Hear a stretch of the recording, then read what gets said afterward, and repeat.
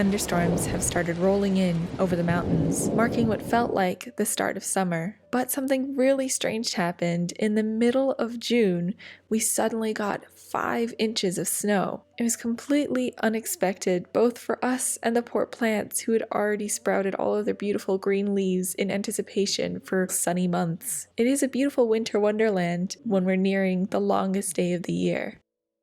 Seeing snow in June made it feel like I was really overdue for finishing my Victorian winter ensemble. If you watched my video last time, you'll know that I was working on the mock-up for the jacket, and I was definitely having some trouble with the fit, but I had so many great comments from you all that really helped me figure out what I needed to change in order to make this particular jacket fit me better. I don't think it's perfect yet. You'll see me trying to add some of those suggestions to the mock-up that I have in the beginning of this video, and I think it's definitely improved the fit, and maybe I can do some final alterations as I put together the final jacket. In this video, I'm more gathering all the equipment and supplies that I need and getting myself ready to actually assembling the final jacket. I heard somewhere that tailoring is actually more about the pressing of the piece as you're working rather than the actual sewing of it together, so I thought it was really important for me to have all the tailoring pressing tools that I needed in order to assemble my final jacket. So some of those tools are a Tailors Ham and Sausage, and I found a really great tutorial and pattern, which I'll link down below, that I used in order to create that. The other thing that I thought was really important that I ran into a lot of trouble was actually ironing sleeves, so I decided to create my own sleeve board. I also found a free pattern and tutorial online, and I followed that. I'll leave a link to that down below as well if you guys are interested in following along, but I will say that neither of these was particularly easy for me to do. And last but not least, I'm of course wearing something that I recently finished knitting. This is a vintage 1940s sweater pattern, and while I really love how it looks, it was probably one of the more difficult sweater patterns I've ever had to make, but I'm really happy that I finished it. If you're interested in the pattern that I used or the yarn that I used, I'll leave the links down below to that as well. So let's get started altering the mock-up a little bit with your suggestions.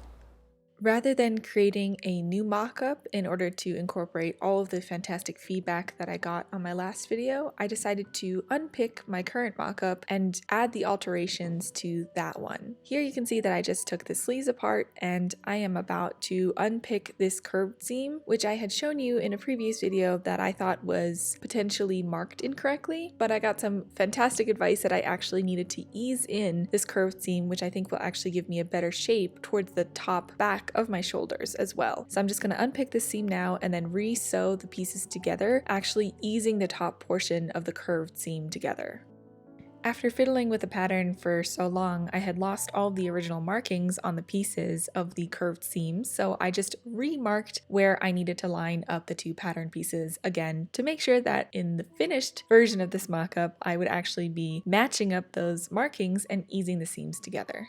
Once I finished marking everything up, I rematched the curved seams together and made sure to pin it such that I was actually easing the fabric together. I got a fantastic comment on my last video from a channel called Retro Claude, and she linked me to one of her videos that showed how to set in sleeves and her method of easing fabrics together, and I actually used that at this curved seam as well as when I reset the sleeves for my mock-up, and I think that it worked out so much better. It actually matches and I don't have any kind of fold overs or strange ruffles in any of my curved seams. I actually managed to ease the fabric together. So I will link that in the description down below because I thought that was super helpful.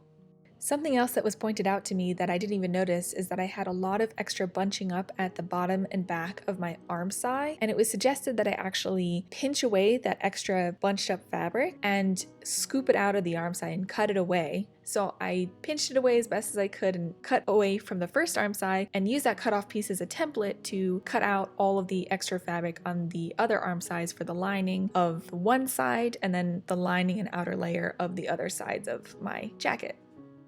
Another thing that also stood out in the last video of the mock-up was the fact that my shoulders were actually too wide. In the 1890s, the shoulder point was quite high on the shoulder to allow the poof of the sleeves to really stand upright. It was suggested that I try something called a narrow shoulder adjustment, and after looking it up online, it did suggest cutting into the pattern piece itself, and I decided rather than cutting into the pattern piece, I would trace it on a piece of paper and make the narrow shoulder adjustment on that piece of paper instead. Following the suggestions exactly, I marked the 5/8 of an inch seam allowance all across the shoulder piece, and then I made a line from about halfway across the shoulder top to a third of the way down the arm side, and then I made a line perpendicular to that towards the point of the shoulder. I then cut out the pattern piece and cut along those 2 red lines that I had marked. I was moving those pieces in order to make that narrow shoulder adjustment. Now this isn't perfect, but you can see that I brought it in, or at least I tried to bring in the shoulder by about 1/2 inch to start with to see if that was enough to narrow the shoulders. I think in my final piece, I will narrow it a little bit more than this in order to make sure that the shoulders will really sit in the right spot for the 1890s silhouette. After unpicking all of the shoulder seams, I then applied my narrow shoulder adjusted pattern piece on top and snipped off the excess. It doesn't seem like much, and I think I'll actually do more in my final piece, but I believe that it already created a big improvement from where I was originally. Okay, so now that I have applied all of the adjustments to my mock-up, the narrow shoulder adjustment, scooping out some of the extra fabric from the arm side, actually easing in curved seams correctly, and attempting to ease in sleeves properly, it was time to sew everything back together to retry on my new and improved version of the mock-up. And here it is. I think you can definitely tell that the points of my shoulders sit much higher, though I do want to narrow the shoulders a slight tad more. The other thing is I have some padding here to test out how that would look in the final piece, just adding a little bit of extra volume and structure in the shoulders, especially the shoulders that I have that slope a little bit. And I do think that you can see an improvement over one side to the other, that the padding really gives it that extra structure and height that I need. I also think that I do need a little bit extra scooping out of the arm side in the back to reduce some of the wrinkles in the sleeves, and I could also use some extra practice in easing my sleeves together. But after applying all the fixes, I am much happier with the outcome, and I've decided that it's actually finally time to cut out the final pieces from the final fabric. So I'll be cutting them out from my finished blue twill as well as the lining from a white cotton.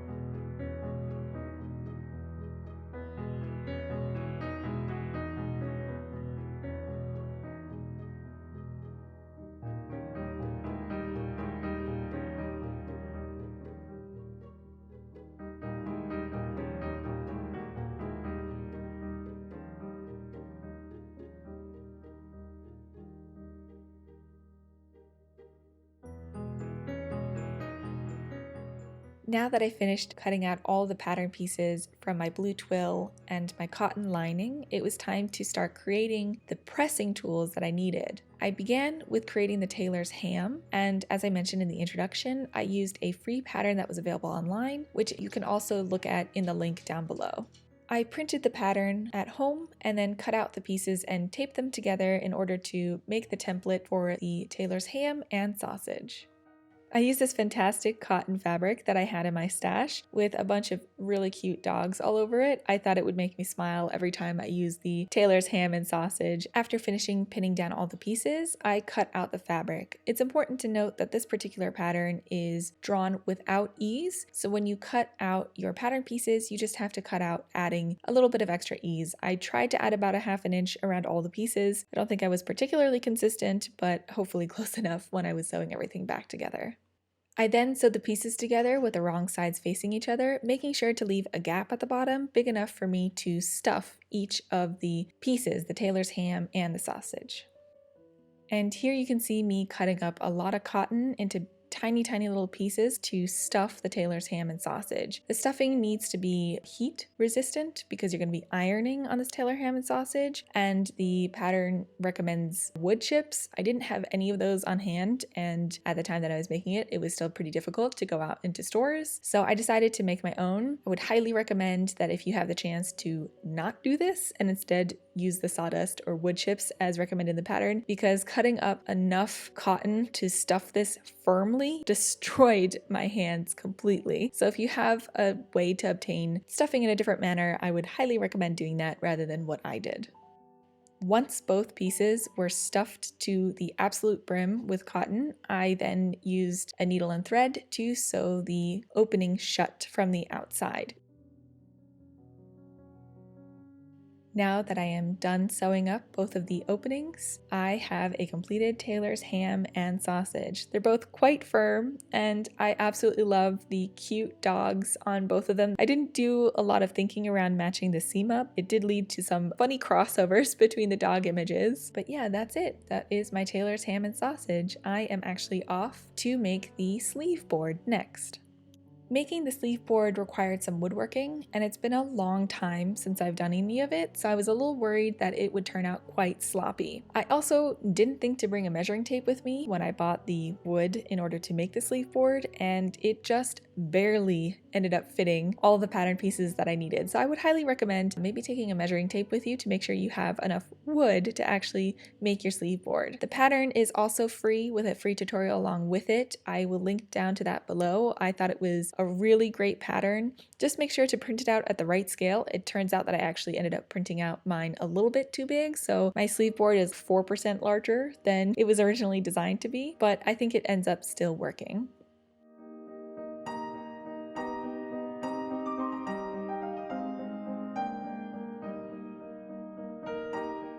After roughly cutting out all the pieces with a circular saw, I used a Dremel tool to smooth out all the edges. Because I would be ironing my pieces on this, I wanted to make sure that everything was completely smooth so that none of my fabric would catch on any rough edges of the wood. I then screwed together all the pieces as the instructions say and used a little extra wood glue because I kind of split the wood pieces accidentally, but it ended up turning out pretty good shape-wise.